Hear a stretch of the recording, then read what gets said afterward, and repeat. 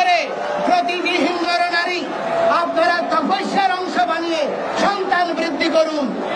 আপনারা সন্তান বাড়ান নিজের পূর্বজদেরকে সম্মান দেওয়ার জন্য, পরবর্তী প্রজন্মকে রক্ষার জন্য। আমাদের সন্তান বৃদ্ধির কোনো বিকল্প নাই।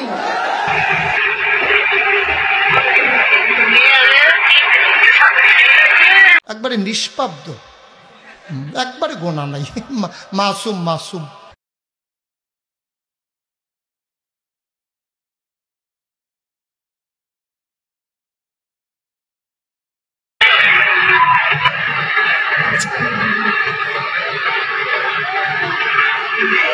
That's